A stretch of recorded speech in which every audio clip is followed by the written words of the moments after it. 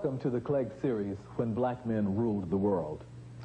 In this set of tapes, we shall reveal little-known or acknowledged facts of history about black people in ancient times.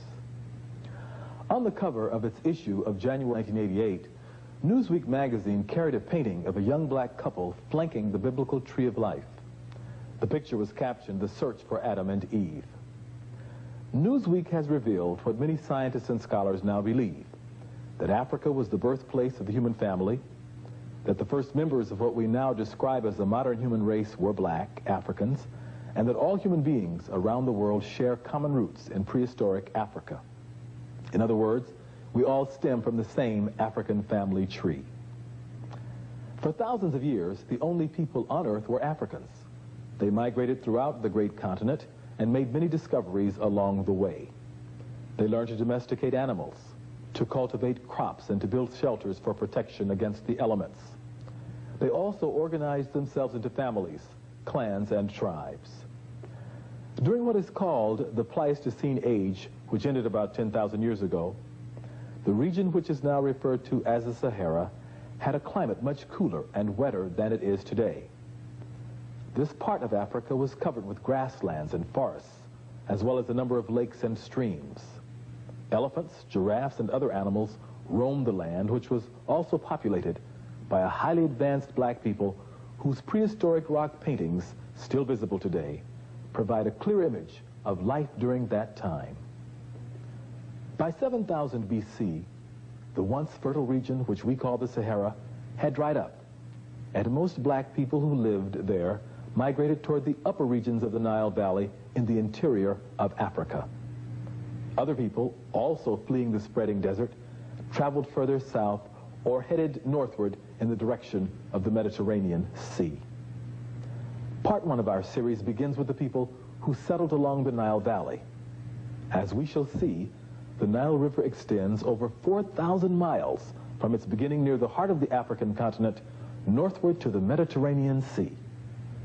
The southernmost portions of the Nile, which are closest to its origins, are called the Upper Nile, while the northern reaches of the river near the Mediterranean Sea are called the Lower Nile. The entire length of the Nile River extends through the continent of Africa. In other words, no portion of this great river crosses Europe, Asia, or any other land mass. All of the great civilizations that sprang from the Nile were also located on the continent of Africa. The saga you are about to witness will take you back to the ancient Nile, to Nubia and Egypt, the first great nations on Earth. It is a summary of that faraway, now almost forgotten, golden age in the history of black people. It was a time when black pharaohs and queens did indeed rule the civilized world of their day, and the achievements of these ancient people have had an important impact on modern society. Let us now turn to part one of the Clegg series, Egypt during the Golden Age.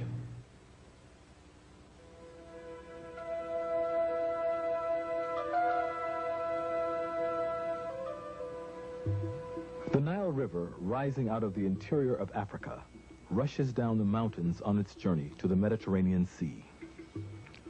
On its way, it carries precious fertile earth, which it deposits on its banks. For a few miles on each side of the Nile, there is a green belt that quickly melts into the surrounding desert. About 10,000 years ago, people began migrating toward the Nile and ultimately drifting into and settling its fruitful plain. An ancient and proud people who would build a great civilization, who would create an empire that would extend into the interior of Africa, engulf Asia Minor, embrace the Middle East, and influence the entire Mediterranean world.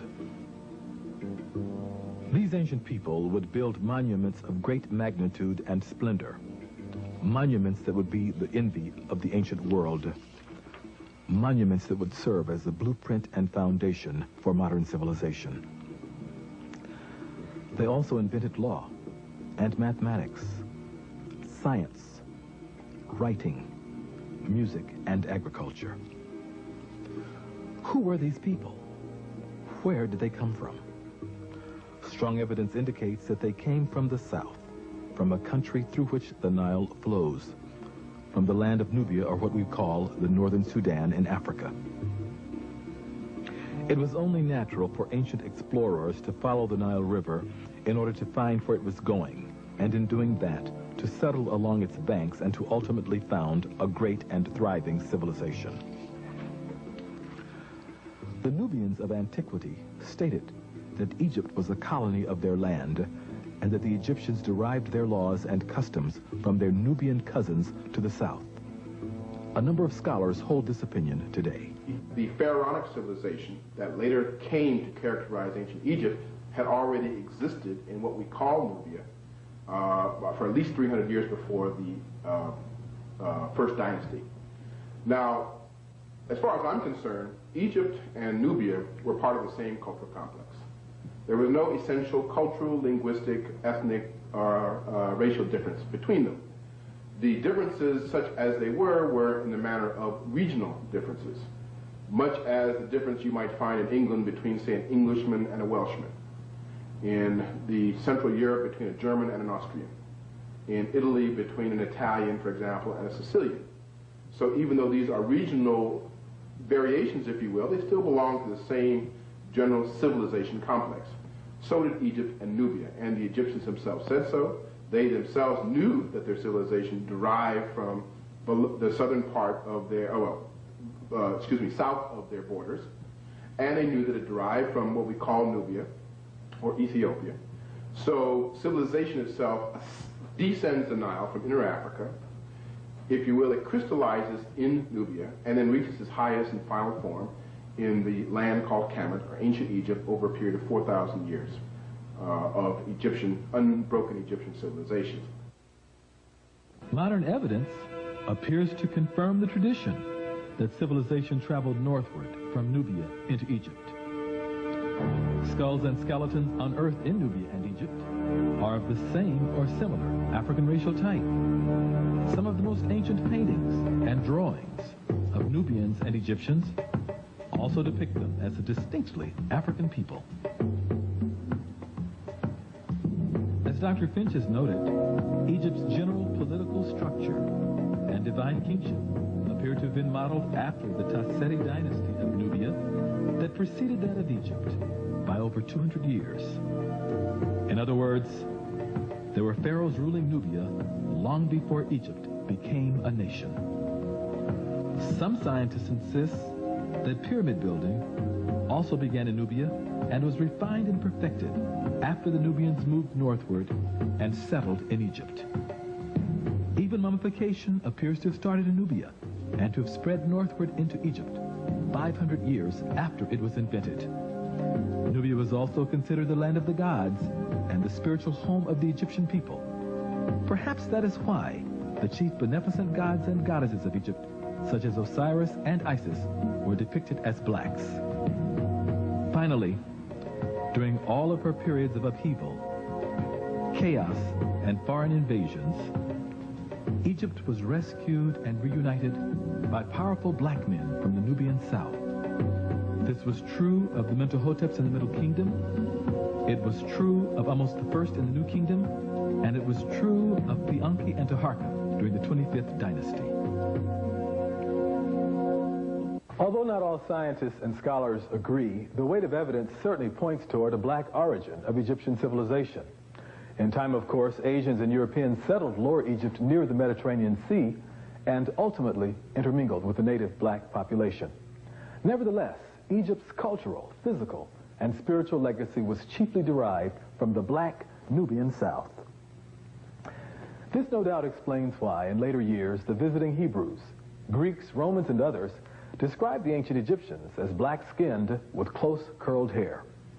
The distinguished writer, Dr. W.E.B. Du Bois, captured the opinions of the ancients when he wrote, "We conclude, therefore, that the Egyptians were Negroid, and not only that, but by tradition they believed themselves descended, not from the whites or the yellows, but from the black people of the South.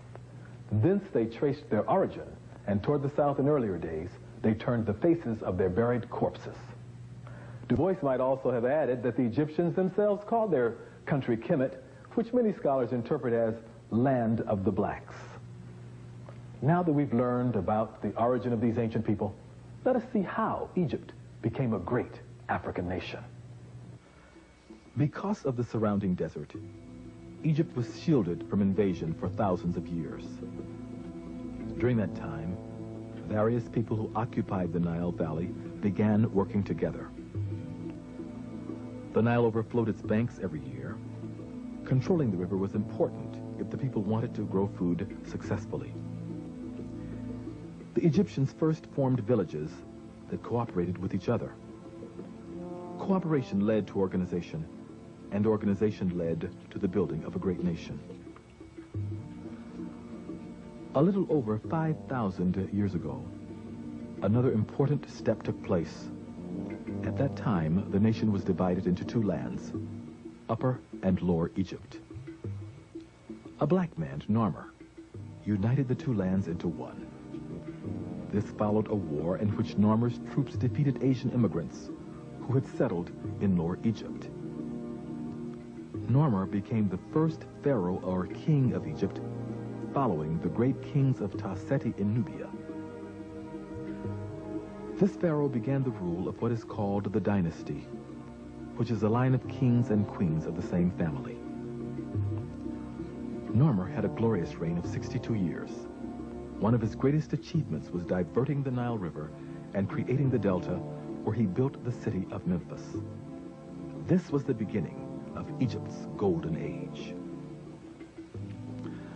Little is known of the pharaohs who followed Narmer during the first and second dynasties. Some of them, such as King Kasakam and King Paa-Neneter, appear to have been stern and powerful men. During the reigns of these pharaohs, Egyptian society evolved into classes.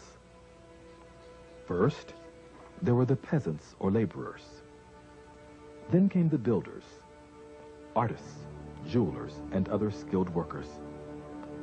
After them were the warriors, priests, and officials. Finally, there was the pharaoh or king. The women of Egypt were also an integral part of the society. Many of them engaged in the same labor that men did, and they had equal opportunity to own, manage, and receive property. There were also many prominent women in ancient Egypt, some of whom reigned during the Golden Age. Women in particular. You have a woman whose name is Hetepheres. She is the great royal wife of Sneferu, who commissioned 3 massive pyramids, and the mother of Khufu. But in the 6th dynasty, at the end of the 6th dynasty, you have a woman known as Nitocris, and she's spoken of specifically by Herodotus as being a pharaoh, and also the person who commissioned the 3rd of the great pyramid projects at Giza. And she's called the loveliest and fairest woman of her time. The most renowned Egyptian women ruled during the Middle and New Kingdoms. A few were even as powerful as the great pharaohs themselves. Other women were content to exercise their influence behind the throne. Let us move ahead now to the 3rd dynasty. By this time, Egypt was well on its way to becoming the extraordinary nation it was destined to be. Many of its achievements were staggering. For example, Imhotep, the brilliant philosopher, architect, and scientist, also became the true father of medicine.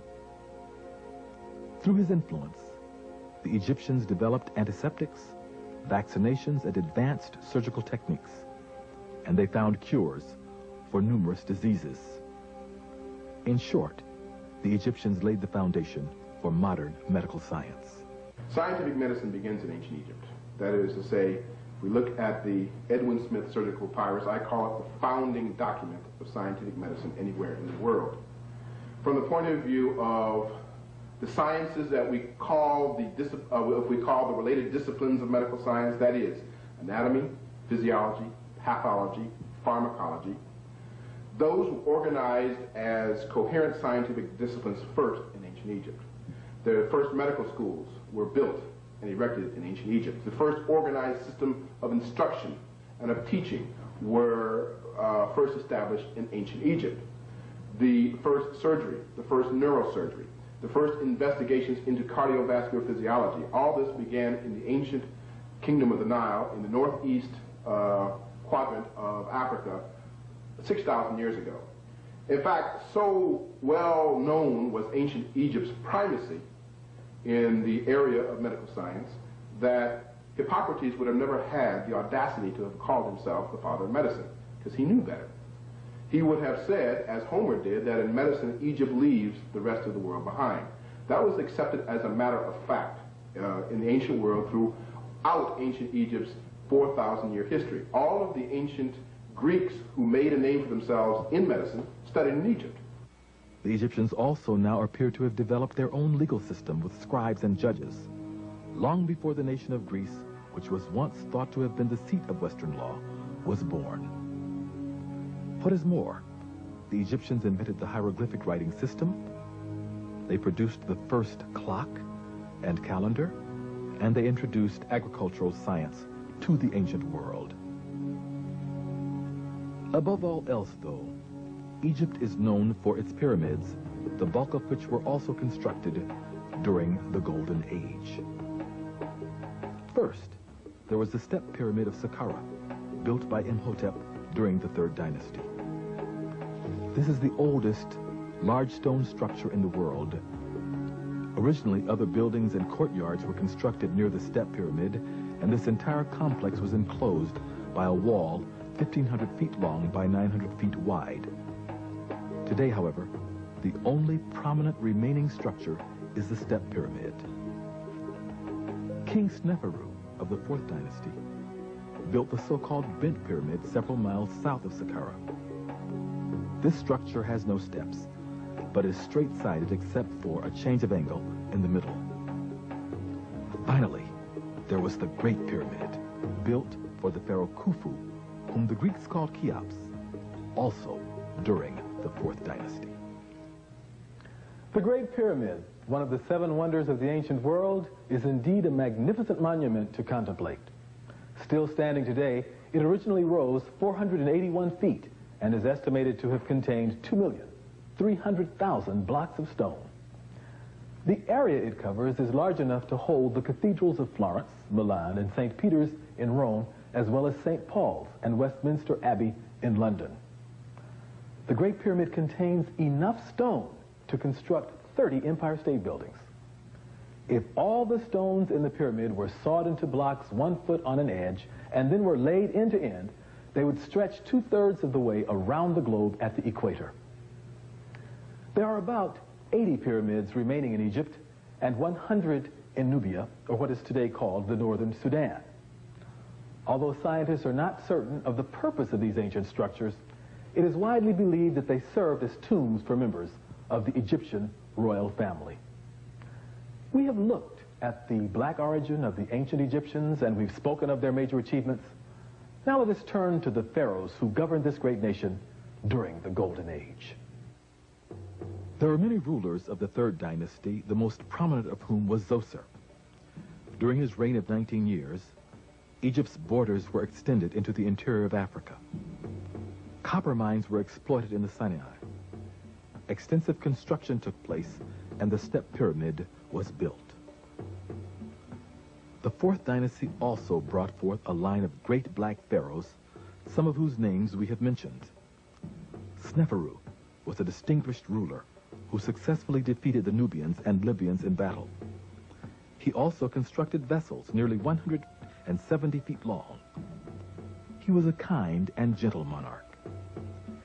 His successors were Khufu, during whose reign the Great Pyramid was built, Dedefre, whose pyramid was erected north of Giza at Abu Rash, Khafre, builder of the Second Great Pyramid, and whose facial likeness is found in the mysterious Sphinx, and Menkaure, a just and forthright ruler, whose spiritual temperament prompted many to worship him as a god.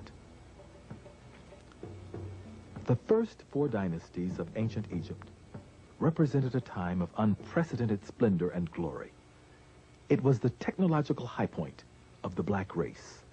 The Old Kingdom is a great pyramid building age. It's an age of great stability in Egypt, of great internal construction projects. I think that when we look at the Old Kingdom, once again, we're looking at the first physicians, such as Imhotep. You're looking at the massive construction projects. You're looking at the internal stability.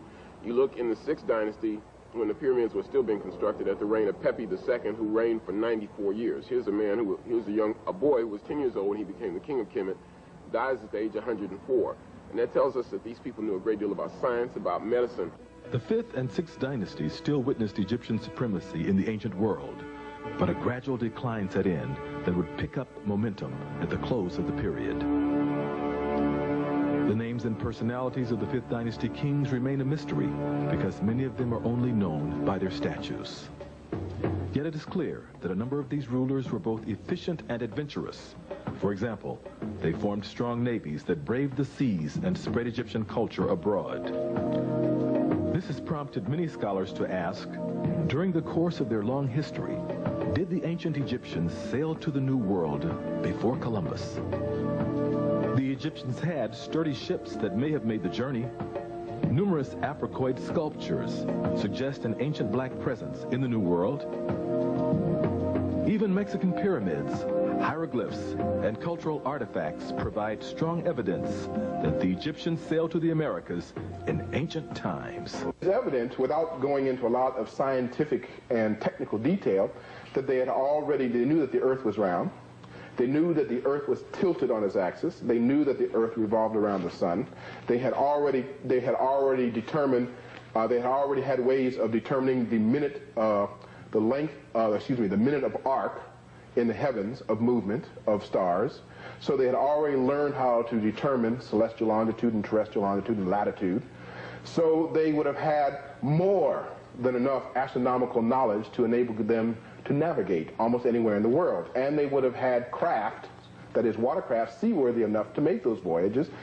And I think voyages not only across the Atlantic, but across the Pacific to what we call the New World probably began in prehistoric times.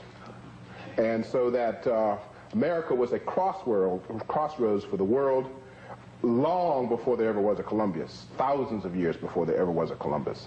And there's nothing inherently impossible in terms of their level of science and technology and astronomical knowledge that would have prevented the ancient Egyptians from making such voyages.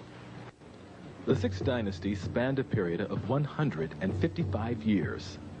It marked the first time that large numbers of regional governors began to break away from the central rulership of the pharaoh to independently control their own territories.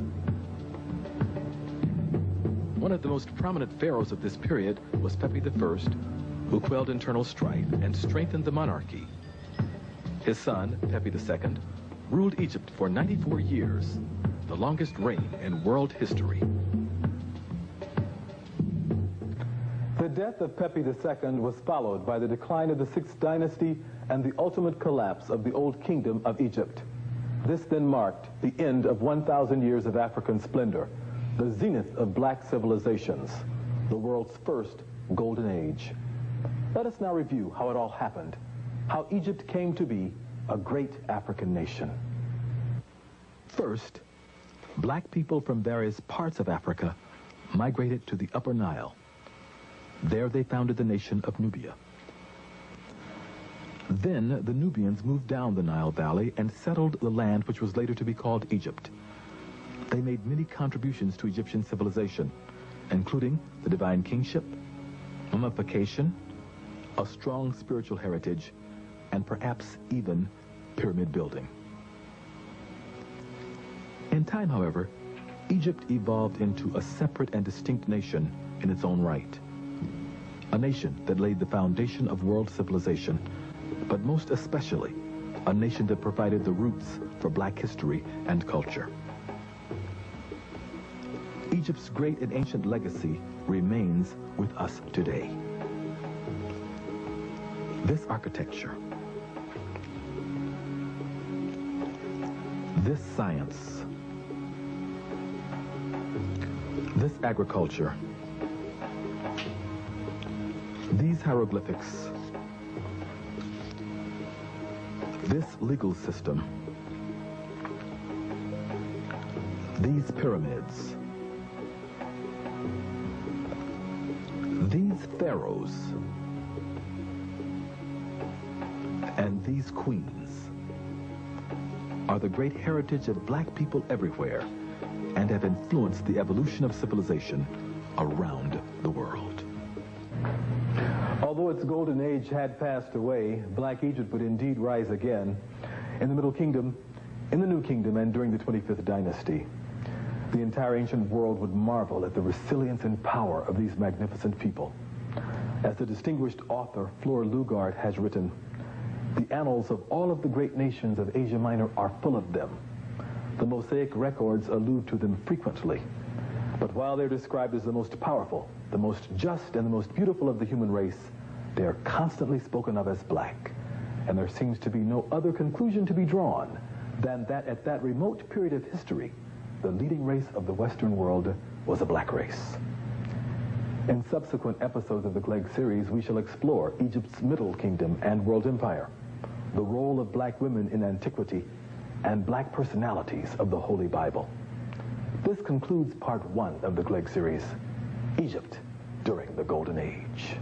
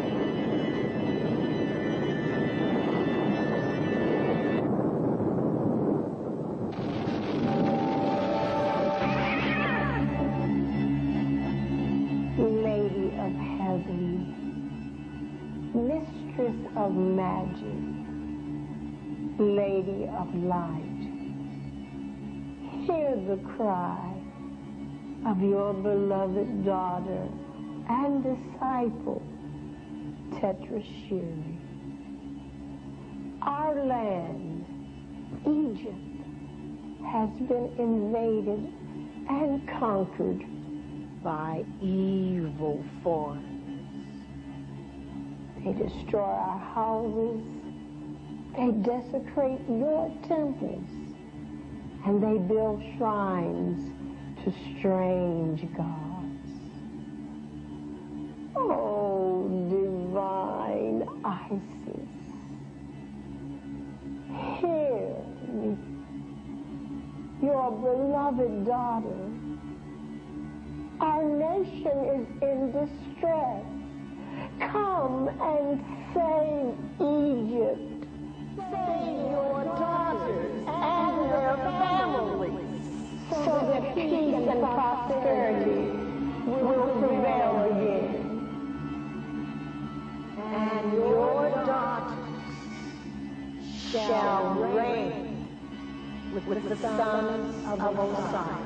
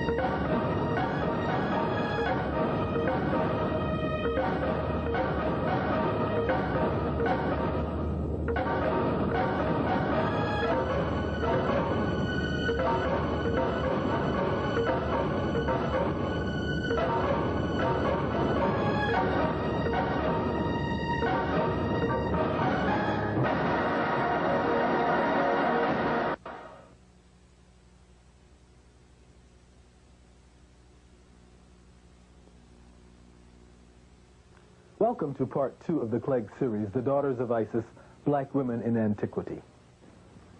I am your host, LeGrand H. Clegg II. This videotape and booklet supplement part 1 of this series, When Black Men Ruled the World, Egypt During the Golden Age. In part 1, we briefly considered the origin of the human family in Africa and then turned to the beginning of civilization, first in Nubia and then in Egypt. We dealt with Egyptian pyramids, hieroglyphic writing, medical science, literature, law, art, architecture, maritime skills, as well as the nation's political and social structure. We placed emphasis on the great pharaohs and the prominent role they played in world history. Part 1 was intended to introduce the concept of African or black men as the fathers of the human family and civilization. In part 2, The Daughters of Isis, we broaden our focus to include black women in antiquity. For the very first time on videotape, we present a comprehensive history of the black woman in ancient times. We shall see her as the original mother, fertility idol, goddess, queen mother, and lady of the Nile. We shall very briefly trace her steps from prehistoric Africa into Europe, Western Asia, India, Southeast Asia, Australia, the Pacific Islands, and even the early New World. Then we shall return to Africa, where the record of black female achievement is very profound and long-standing. This is a bold and dynamic venture made possible by the pioneering work of many distinguished scholars and scientists whose publications are cited in the booklet that accompanies this tape. To introduce the saga of black women in world history, we first focus on Isis, an ancient and venerated deity who, for many people, has come to represent the highest form of motherhood, beauty, and virtue. To capture the essence of the Isis tradition, we interviewed Runoko Rashidi, assistant editor of the Journal of African Civilizations, inside a replica of a hidden underground Egyptian tomb, and Anita Red Terry, who is on the staff at Santa Monica Community College, in studio. African name for Isis is Aset. Spelled, if you want to put vowels in it, A-U-S-E-T. The Egyptians, or Kamites, actually spelled it A-S-T. And the name is fundamental. The name is profound. It means the throne, which seems to suggest, now, let me digress a moment. Generally, when we see Isis, she's connected with the god Asar, or Osiris. And it is said that on the first day, a loud voice called out into the world that the king of all has come.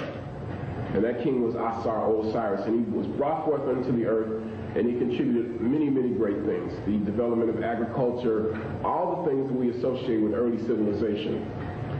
On the second day, his brother Set was born. And Set is identified with the color red. Set is just the opposite of Osiris, or Asar. And he is said, according to, I think, a story by Plutarch, not even to have come forth through his mother's womb, but to birth forth, but he supposedly burst forth through her side, tearing a gaping wound. And he is just the opposite of his brother Asar. He is the epitome of evil, or disorder and chaos, social disorder. Because I'm not even sure if the Kamites had a word. The Egyptians had a word for evil. At any rate, he and his brother are engaged in a perpetual conflict. You might say it's a struggle similar to light and day, or darkness and light. They are the original twins in a sense. Now, Set, according to the story, and there are many stories according to this, long before Christian Bible or Torah or Bhagavad Gita or the Quran, etc., Rig Veda, thousands of years in Egyptian, I should say African history, these stories emerge, African mythology and religion. It is said that Set has his brother murdered. In fact, not only does he have him murdered, but he cuts his body up into 14 pieces and scatters the pieces throughout the land of Kemet, or Egypt. Now, his wife, Aset, becomes very instrumental in the story now, because when she hears the news of her husband's death, Osiris's death, Asar's death, she's grief-stricken. She's terribly upset, but she does not completely lose her head, and she does not lose hope. And she wanders over the land of Kemet, she wanders over Egypt, and she gathers 13 of the 14 missing pieces. And she takes them and puts them in the form of a mummy, wraps them up in the form of a mummy, and prays to the gods of ancient Egypt. And they, in fact, restore life to the slain Osiris. Now, the 14th piece is very critical. Oh, yes, his genitals. which has been thrown into the Nile River where it was swallowed by catfish. Last time I ate a catfish was shortly before I heard this story. Now, that is important though. This is important because in spite of that, Aset is able to conceive a child. And that child turns out to be Horus. And the major function of Horus is to avenge his father's death. Horus grows up, he begins to vanquish his uncle Set, who murdered his father, and Isis intervenes. Now in that story, you have so many profound concepts. You have the story of one brother slaying another brother, similar to Cain and Abel. You have the story of an immaculate conception, the virgin birth. You have the story of rising from the dead, the resurrected Savior. You even have a story that deals with divine compassion, because it is Isis, or Aset, who suffers the most, other than obviously Asar, at her husband's death. But she is the one who steps in and intervenes and prevents the murderer from actually meeting his just due. So Isis is very, very profound. She is said to have wandered the land of Kemet, and in ancient times she becomes the most powerful of all the ancient deities, to the extent that it begins to make you wonder if we are not getting just the tail end of the story. That in ancient times, God is not in fact initially identified in the form of a female. Because once again, the name Isis or Aset means the throne, the seat of power. So Isis is very profound, and then we are later to identify her with Mary and the story of the Madonna and Child. Donita, you've done considerable research on black queens, goddesses, Madonnas, and black women in ancient times. One area of interest is that of Isis and her legacy. Could you talk about that? Isis was one of the most dominant goddesses in ancient Egypt, and her legacy lives on today in the Black Madonna. Isis and Osiris are said to be the deities responsible for civilizing ancient Egypt. And they were brother and sister. They were brother and sister. And husband and wife. And husband and wife. And that type of relationship was not condoned for the general Egyptian population, though you see it sometimes within the royal family. And it had meaning to it, that divine meaning, that type of relationship they had. But they went about civilizing ancient Egypt. They taught the people agriculture. They taught them how to grow corn, how to grow wheat. They taught them how to raise livestock. They taught them the institution of marriage and of maintaining families. And they taught the women how to grind corn, how to weave and spin cloth, spin thread and weave cloth. And so the Egyptian people attribute their civilization and their civilized behavior to Isis and Osiris, and that they also tended to be pious religious people, and that they felt that Isis and Osiris exemplified this in their relationship. Inspiration for the title of this videotape and booklet was derived from a distinguished organization of black women, the Imperial Court Daughters of Isis. In the early part of the 20th century, black women in several American cities began to organize themselves around shrine temples that served as centers for the Prince Hall Shriners, an order of black Masons.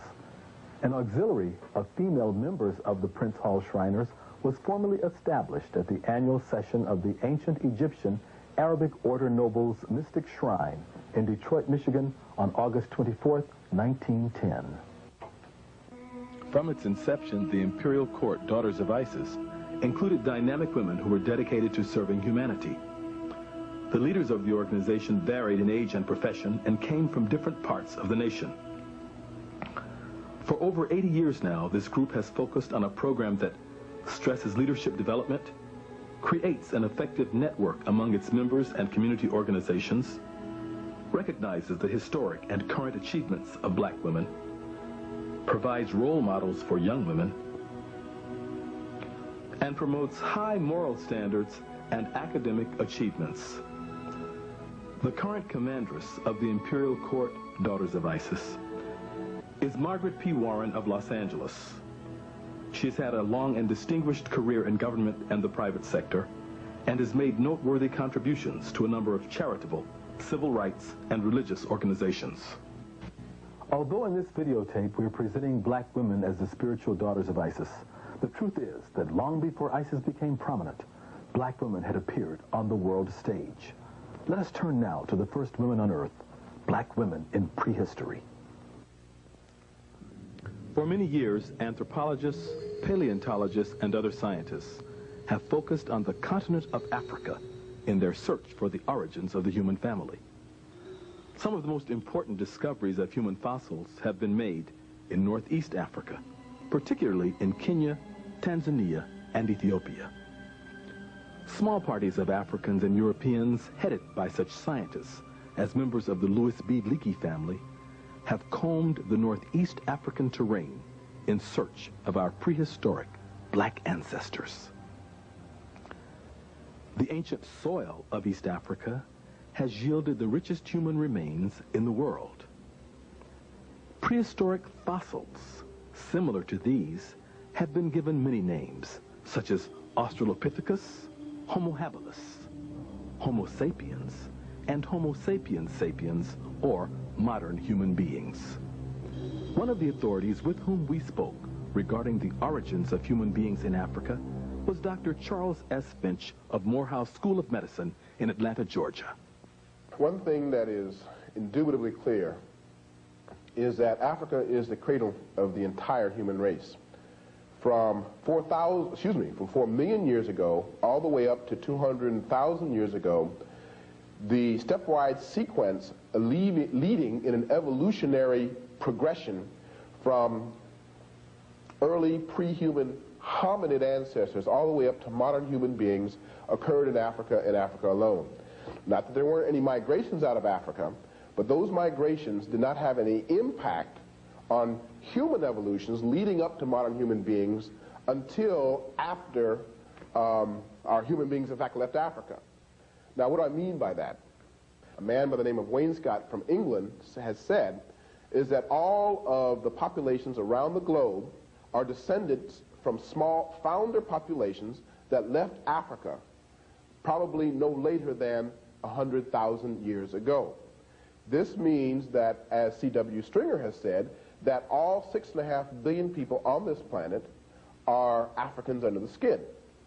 Because if we go back far enough, everyone has an African ancestor. Now, to clarify earlier points, when I made the assertion that as far as human evolution was concerned, it all occurred in Africa up until after the final migration, this has to do with the origin and development of races. That you did not see the development of specific human races until about 50,000 years ago, when these founder populations left Africa, began to inhabit certain parts of the globe, Europe, Asia, and then because of rather sudden and drastic climatic changes, underwent some adaptations that led to the development of variations in the human species, which we today call races, or subgroups of the human species. But as I say, if you look at the root and the trunk, you are talking about a root and a trunk that is in African soil, literally.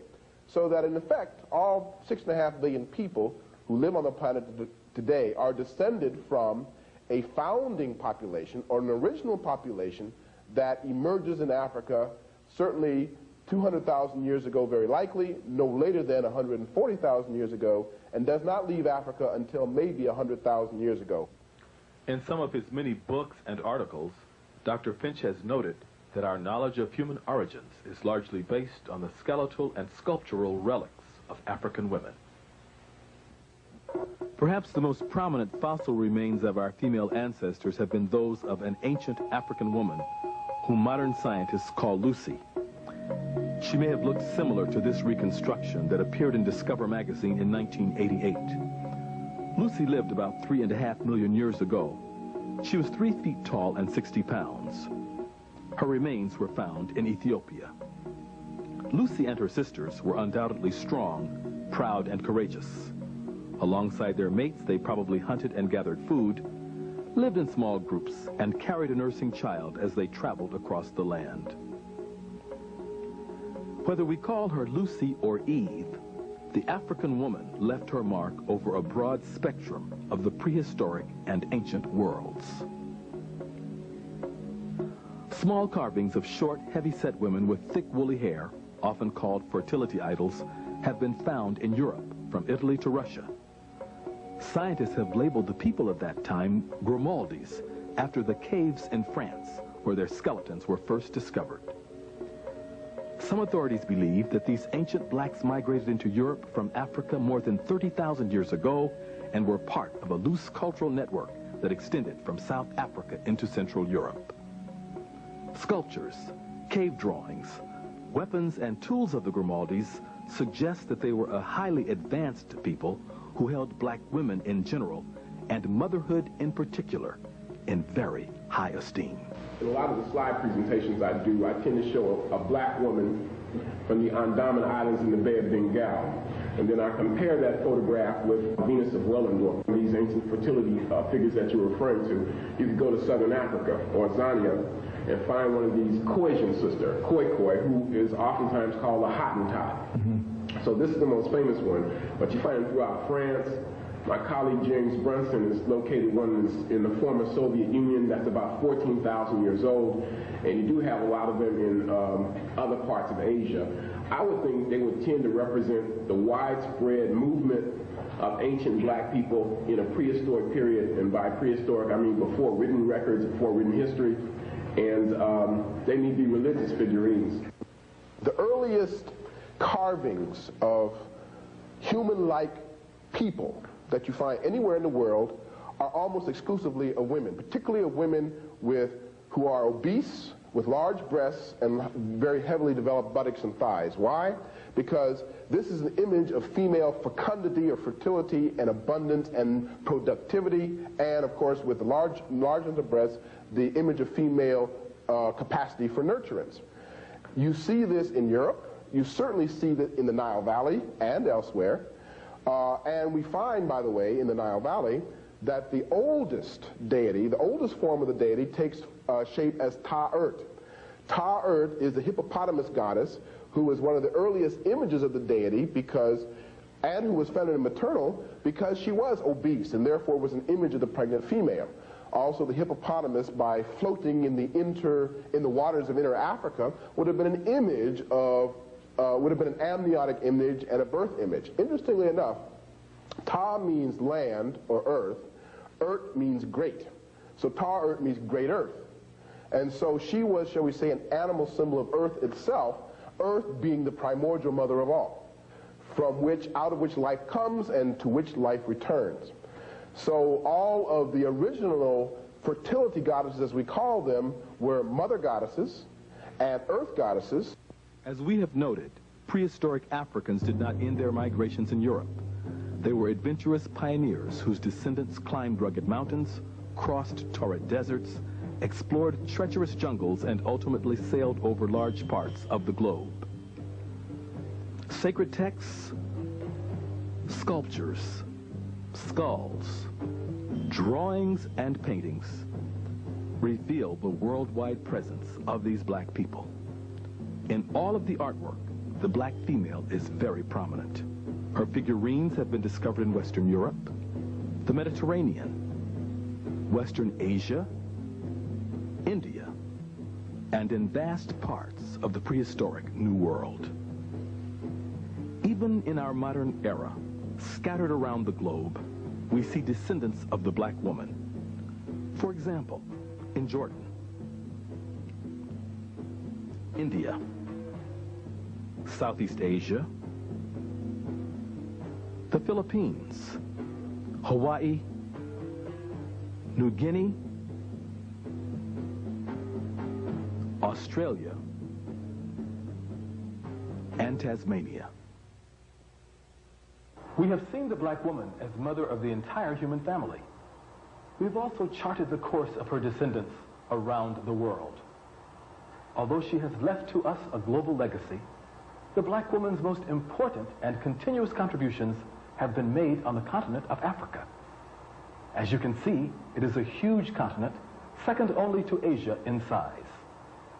Let us return then to Africa to see what exciting revelations await us there. In a brilliant article written in the Journal of African Civilization's 1987 edition, Dr. Rosalind Jeffries provides an overview of the image of black women in African cave art. Just as many scholars before her, she found that perhaps the most ancient artwork, dating back 10,000 years, was discovered in the central Sahara region. But other rock paintings were also found in North, East, West, Central, and South Africa. What does this art tell us about ancient African women? According to Jeffries, it presents them in a variety of ways. Some paintings show black women in a symbolic manner, as primordial mother or Mother Nature, who creates and nurtures all life. Certain sculptured pieces appear to represent fertility and motherhood, which were highly regarded by African people. A number of paintings show women gathered together, wearing curious masks and vulture headdresses. In still other scenes, we find women talking together, posing, dancing, carrying pottery vessels, and relaxing with their children. One of the most popular of the prehistoric paintings is a depiction of two young ladies referred to as Pule women. Their attire is surprisingly similar to modern dress. A universal figure is the horned goddess, who is depicted in graceful running strides with horns on her head surmounted by a pot-shaped hat. African legends speak of horns as being symbolic in calling together a nation. As we move toward later historical times, we meet the African woman, but this time she is settled along the Nile River. It was in this region that the most ancient and continuous civilization in the world appears to have arisen, first in Nubia and then in Egypt. Of course, not all scholars agree on the origin of the Egyptian civilization. In part one of this series, however, we cited a growing body of evidence that points toward a black or Nubian beginning, which is consistent with ancient tradition. In his book, The African Background to Medical Science, Dr. Charles Finch sheds further light on the black roots of Egyptian civilization. He points out that the Egyptians named themselves Kamu, which translates literally as the blacks. Their words for the African land to the south of them was Kentu, or Kentu, denoting the Sudanese peoples who lived there. This word also meant first, foremost, beginning, origin, and chief. The Egyptians also referred to Inner Africa as the Old Country and the land of the gods, or as we might say today, God's country. Furthermore, the Egyptian word for east was the same as their word for left, and their word for west the same as their word for right. Their word for front was the same as the word for south, and the word for back was the same as the word for north. According to Dr. Finch, all of this was possible only if the Egyptians oriented themselves southward and looked in that direction for the land of their origins. Another source of evidence in support of the view that the ancient Egyptians were black people is the Christian Bible. In Genesis, Noah's three sons, Ham, Shem, and Japheth, are presented as the ancestors of the three main branches of humankind known to biblical writers. Ham is unquestionably the ancestor of the black race, and his name appears to have come from the Egyptian Cam, meaning black. The sons of Ham were listed as follows. Mizraim equals Egypt. Cush was Ethiopia. Canaan was Palestine, and Phut was Libya. It is clear then that also, according to biblical tradition, Egypt was a part of the black or African branch of humanity. Finally, this painting from the tomb of Ramesses III, dating back to about 1200 BC, shows that the ancient Egyptians viewed themselves as blacks and painted themselves as such without confusion with the Indo-Europeans, that is the Caucasians, or the Semites.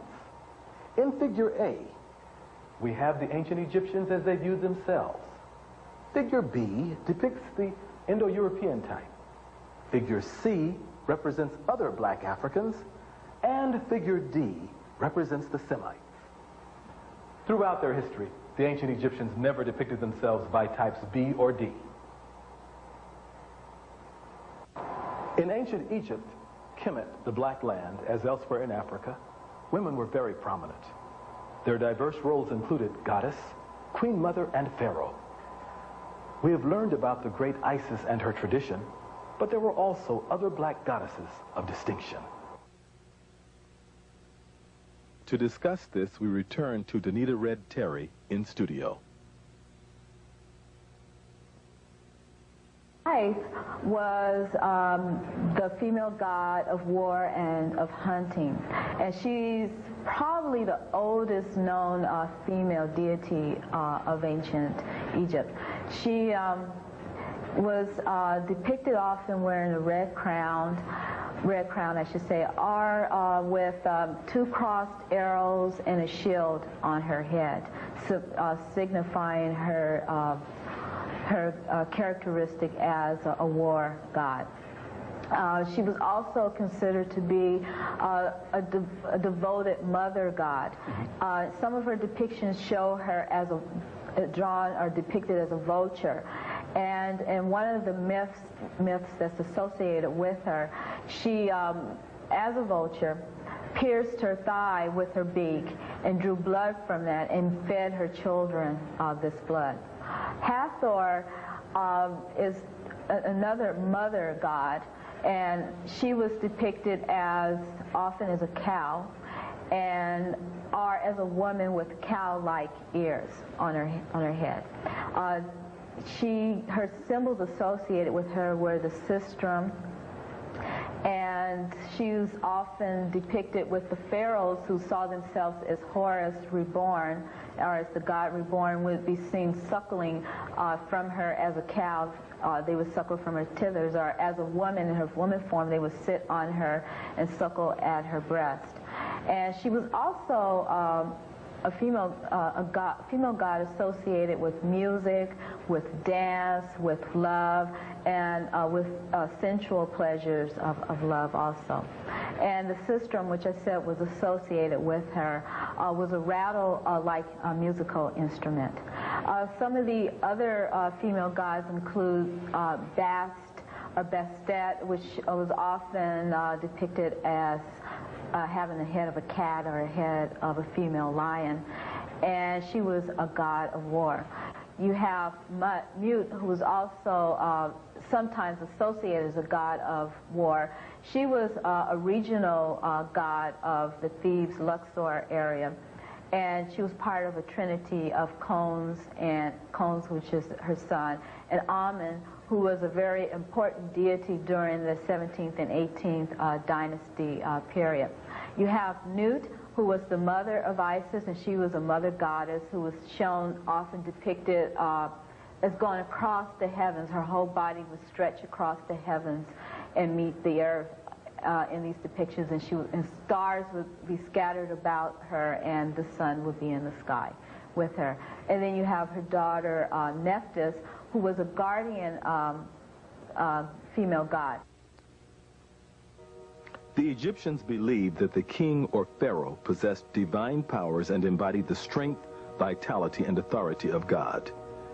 His role was well defined as ruler of the nation. In spite of this, Egyptian women had a special place on the throne. First, they were guardians of the royal lineage. That is, most male heirs did not become pharaohs until after they married a princess of royal blood. In many cases, this meant that a young man married his full-blooded sister, as is depicted here in the union of the pharaoh Ahmose and his queen Ahmose Nefertari. Secondly, as we shall see in part 3 of this series in the case of Queen Hatshepsut, if a deceased pharaoh's legal heir was too young to rule, or the king left no male heir, then the queen was permitted to head the nation. The queens of Egypt played a vital role on the throne. A number of them rose to prominence from about 3000 BC to 1800 BC during the Old and Middle Kingdoms. First dynasty, you have a woman known as Mernite. And according to W.B. Emery, Walter B. Emery, in a book called Archaic Egypt, it was published in 1965, he identifies her as a monarch. as a living horse. And she is the third or fourth ruler of dynastic Kemet. So Mernite is very important, but unfortunately, because of the antiquity of the time in which she lived, we don't know a lot about her. Her tomb seems to be one of the largest tombs in the first two dynasties. This is called the Archaic period or the early dynastic period. Now, in the fourth dynasty, you have a woman known as Queen Hetepheres. Now, she was not a monarch, but she was the wife of a man known as Sneferu, who commissioned two massive pyramids, and she is the mother of Khufu. One of the great pharaohs. Exactly. But when you get to the sixth dynasty, which is the last dynasty in what's called the Old Kingdom, the first golden age, you have a woman known as Nitocris, and undoubtedly that's her Greek name. Nitocris comes after Pepi II, who, as you know, had the longest recorded reign in world history, 94 years. She is described by Herodotus and others as the noblest, the loveliest, the most just woman of her time, and I believe Herodotus even goes as far as to say that the pyramid that is normally ascribed to Menkaura by Mycerinus is actually that of Nitocris. So she's very significant. Those are the women that stand out in the first several dynasties. Now, after the sixth dynasty, of course, you have what's called the first intermediate period. This is an age of social disorder and confusion. And then you have the 10th dynasty, in which a black king, once again from the south, moves up, conquers the two lands, northern and southern Egypt, and unifies Kemet for the second time that we are aware of in history. That is Nefertiti-Ra-Mentuhotep, who reigned for 51 years. Now, he had two great queens. One is Kawet, the other is Ashayet. Now, perhaps the most interesting thing here is that we know about Mentuhotep II largely because of this statue in the Cairo Museum, the black statue that portrays him in the divine color of ancient Kemet, the color of God, the color of divinity, the color black. But interestingly enough, his queens are also oftentimes portrayed in that same color. And I will draw your attention to a piece, I believe it's in the Metropolitan Museum of Art, maybe in the Cairo Museum, that depicts both of these queens, Kawet and Ashayet, in that same divine color. We don't know much about them. The 11th dynasty, I may have said the 10th dynasty, but actually this is the 11th dynasty, lasts about 100 years. And it's a transitional period, but in the 12th dynasty, once again, we see women very, very, very powerful. You have, in particular, the last known monarch of Dynasty 12, a woman known as Sebek-Neferu. She is the daughter of Amenemhet III. While the goddesses and queens of Egypt have a very special place in history, it was the average woman of that land whose independence and respect surprised ancient foreigners and still baffle us today. The Greek writer Herodotus, whom some have called the father of history, has stated, "The Egyptians themselves in their manners and customs seem to have reversed the ordinary practices of mankind. For instance, women attend market and are employed in trade, while men stay at home and do the weaving." Of course, Egyptian men did more than weave if they weaved at all. They were pharaohs, governors, judges, doctors, priests, warriors, laborers, and so forth. However, Herodotus was struck by the role of women in Egyptian society, and well, he should have been. For in his native Greece, women were very much confined to their homes. They rarely appeared in public and had few, if any, rights and privileges men were bound to respect. As a matter of fact, in many instances, the parents of Greek girls arranged their marriages at an early age and paid a rich dowry for the honor. These young ladies received no mental or physical training, but were taught to spin, cook, to obey their husbands, and to otherwise remain quiet and modest. But for thousands of years, the Egyptian woman and her sisters in other parts of Africa enjoyed more legal rights and privileges than any other women of their time and than most women of today. The family unit was the most ancient and cherished institution in Egypt. Young men were urged to take a wife as soon as they were able to support her financially. Egyptian literature is filled with love poems between young men and women who affectionately called each other brother and sister. One such young lady wrote the following to her lover. My heart flutters hastily when I think of my love for you. It lets me not act sensibly. It leaps from its place. It lets me not put on a dress, nor wrap my scarf around me. I put no paint upon my eyes. I'm even not anointed with perfume. The Egyptian woman was well loved and respected by her family. Although her spouse was the head of the house, she was indeed responsible for running the household. They certainly controlled the hearth and the home, of course. They also controlled fields in many, many instances. The agricultural situation in Egypt, because the most important agricultural deities at first were women, Asit or Isis being the best example.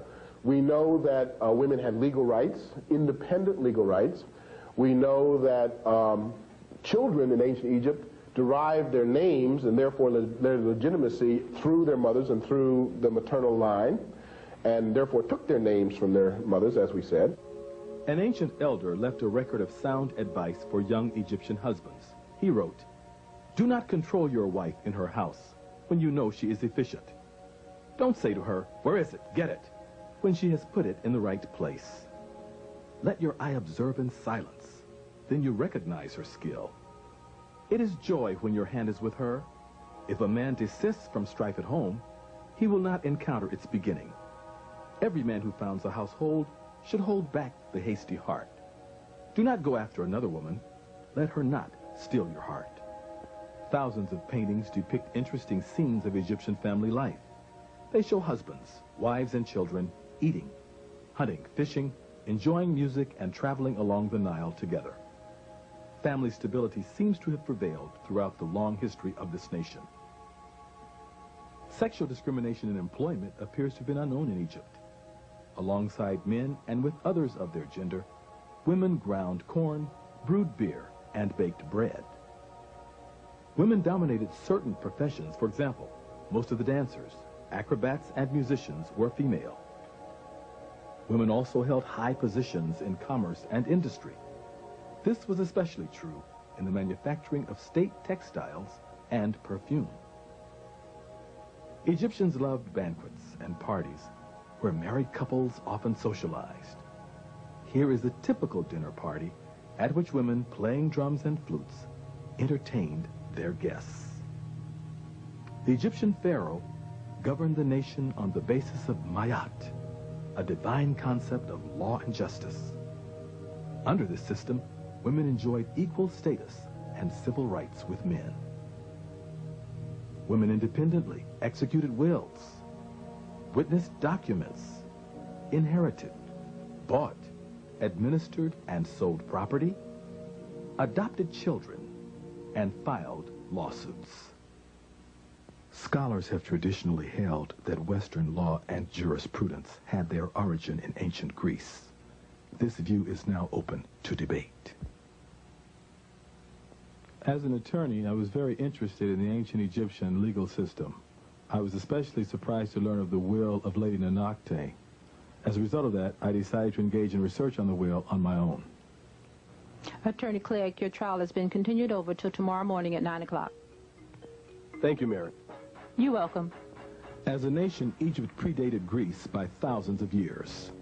The ancient Egyptians enacted many laws and created a very advanced legal system, which at various times included judges and juries. Recent research clearly demonstrates that the ancient Greeks derived much of their philosophy, science, architecture, religion, and medicine from the ancient Egyptians. Further investigation may well reveal that Egyptian law was also the basis of that of ancient Greece. In our effort to study the will of the ancient Egyptian noble lady Nonakte, we visited the research library at the University of California at Los Angeles and the Central Library downtown Los Angeles. The independence of this ancient Egyptian woman was made clear by her surviving will, which we found in the 1945 edition of the Journal of Egyptian Archaeology. A wealthy widow of some stature, Lady Nonakte had married twice and inherited property from both husbands and her father. She left her own personal property and her share of the last husband's estate to some of her 8 children, but disinherited the others for lack of consideration toward her. To show how advanced the ancient Egyptians were and how much we have learned from them, it should be noted that Lady Nonakte's will was notarized and formally included on the court docket.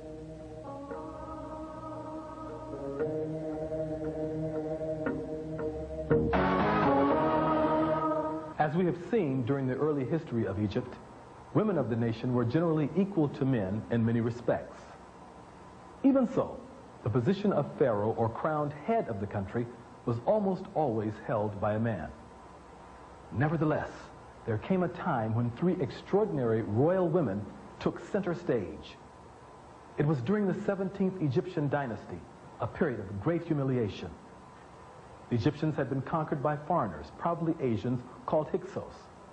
The great royal mother, Tetisheri, her daughter Ahotep, and her granddaughter Nefertari played critical roles in freeing the nation from foreign rule. Let us recapture the significance of that troubled time in black history. While filming the drama for the Daughters of Isis, we were joined behind the scenes on the set by Nzinga Ratabisha Heru, chairperson of the Association for the Study of Classical African Civilizations. Nzinga, thank you so much for taking out of your busy schedule and appearing on the set of the Daughters of Isis to be our guest today. We certainly appreciate your contribution. And thank you, LeGrand, for the opportunity. As a rule, we look at history from a male perspective. Even when we think of the origin of the United States, we speak of the founding fathers. In ancient Africa, however, there are times when we speak of founding mothers. Can you speak to that? The founding mothers are a very integral part of African history. As a matter of fact, in this particular case, what had happened is Egypt was ruled under the domination of the Hyksos. They were, in fact, the Asians. So what had happened is all the royal families were pushed to the south, and actually Egypt was there under domination by outsiders. However, they had to go to the south to organize, to actually strategize for the liberation efforts to regain Egypt. And that was done by a sister named Tetisheri. Tetisheri and her husband worked very hard to overthrow the Hyksos. What had then happened was her daughter, Ahotep, then joined the fight to help regain this country. When her husband was killed in battle, it was Ahotep, a sister, woman, warrior, who went out there and led the troops to overturn these foreign invaders that had come to monopolize their land. They battled until, again, another daughter came, and that daughter is known as Amhos Nefertari.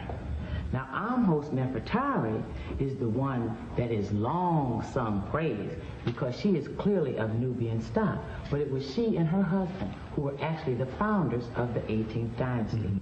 Let us now turn to the 17th dynasty and visit a scene from the lives of two of the founding mothers of the 18th, Tertisheri and Nefertari.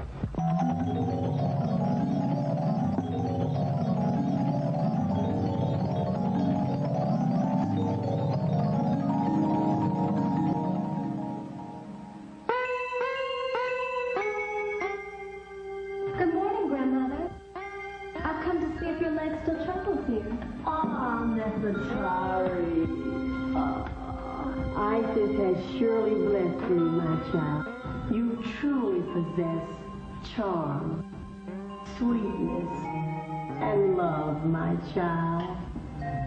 But I fear you are wrong, grandmother, for I am the one who surely has been blessed by Isis. She has provided me with such a guardian whose love is as strong as the Pharaoh's flail. Now tell me, grandmother, how is your leg? Give grandmother a few moments, my child.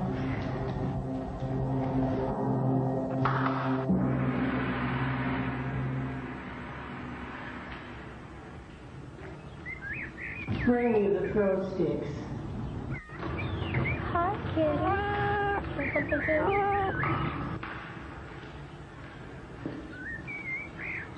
That will be all. You may both leave.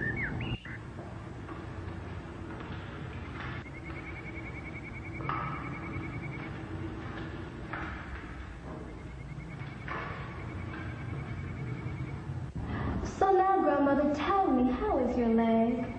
The pain in my heart is greater than the pain in my leg. What is the meaning in this riddle you speak?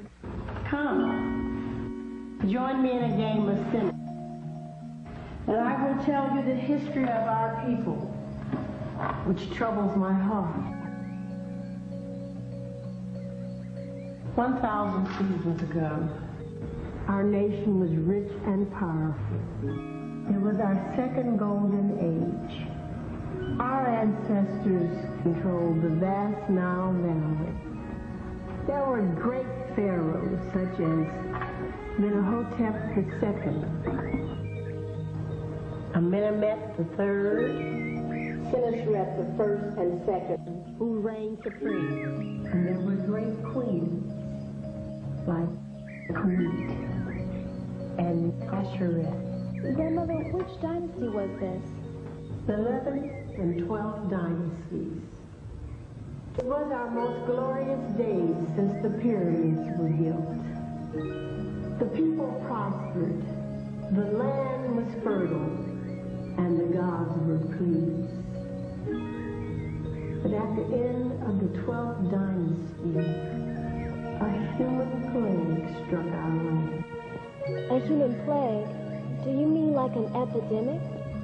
No, it was a mob of a strange people, a pale-faced race. We called them Hyksos, rulers of a foreign land. They burned our cities, destroyed the temples, massacred many of the men and enslaved the women and children. The royal family was stripped of their authority and banished from the throne. Were the kings and queens killed too? No. Fortunately, many of them managed to escape the barbarians, and they fled south into Nubia. For 200 seasons, our people have been in exile, first in Nubia, and now in Egypt. But when the war is over, we will reclaim all of our land and go home. Grandmother, tell me about the war. When did it start? Your father, Sennacherib, was a proud man, and he could not bear the shame of seeing Egypt under foreign rule. Did father start the war? It was because of the arrogance of the Hyksos king, Apophis. Arrogance? What did he do? Well, long before you were born, we left Nubia and reestablished the capital of Egypt here in Thebes. Our palace was not so many miles from the Hyksos invaders, and our presence threatened the king. Threatened the king? But grandmother, they were on our land. What nerve. Yes.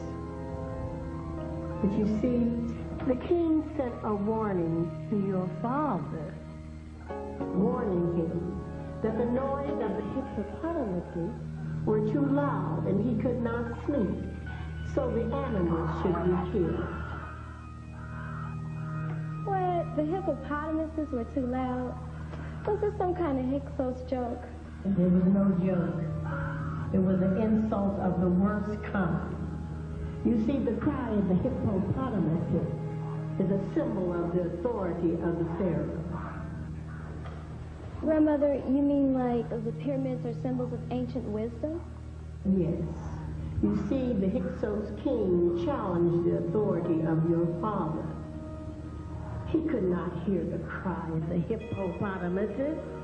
It was his way of using a message to stir up the anger of your father. I know my father didn't stand for that. No, he didn't. He mobilized the army and made a courageous drive against the Hyksos barbarians. So that is when father was killed. I remember my mother telling me of this. She said that when he came of age, my eldest brother Kamlos continued the war after father had died. Your mother was much too modest, my child.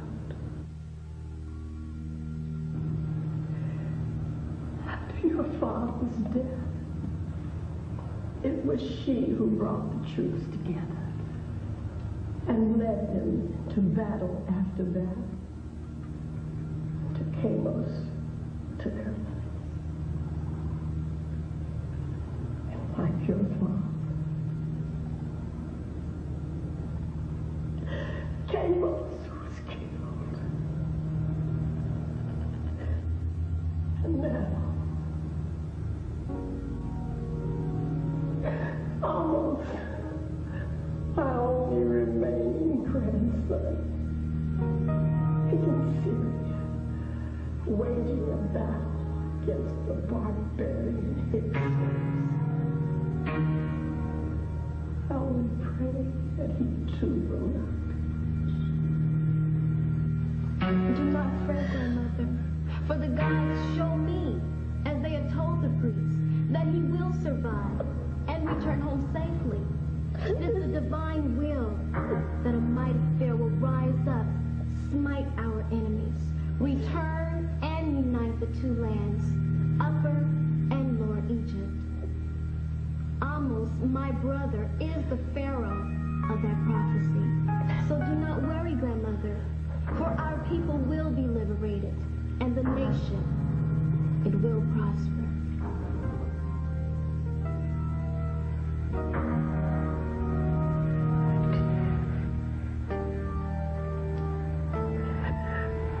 You are a gift from the gods.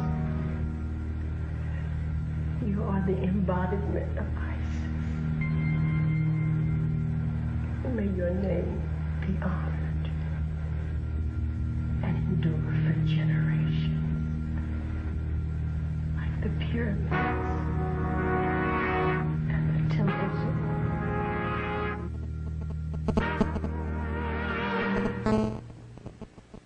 The words of Queen Tetisheri, grandmother of Nefertari, did indeed echo down the corridors of history. For generations, Nefertari, the chief queen and sister of King Amos, was worshipped by the Egyptian people. She bore several sacred titles, including royal daughter, great royal wife, and divine mother. Nefertari and her family were widely praised for liberating Egypt from foreign domination. According to a number of distinguished Egyptologists, from Flinders Petrie to William Leo Hansberry, this great queen was the most revered person in the entire history of the Nile Valley. Indeed, a distinguished daughter of Isis. In part 3 of this series, we shall begin with the 18th dynasty of Egypt, which was the extended family of Queen Nefertari. We shall explore the lives of such eminent women as the Pharaoh Hatshepsut, Queen Tia, and Queen Nefertiti. We shall also recapture the lives and times of Ethiopia's empresses and warrior queens. Finally, we shall examine the role of the Black Madonna in Africa, Europe, and Asia. This concludes part 2 of the Clegg series, The Daughters of Isis, Black Women in Antiquity.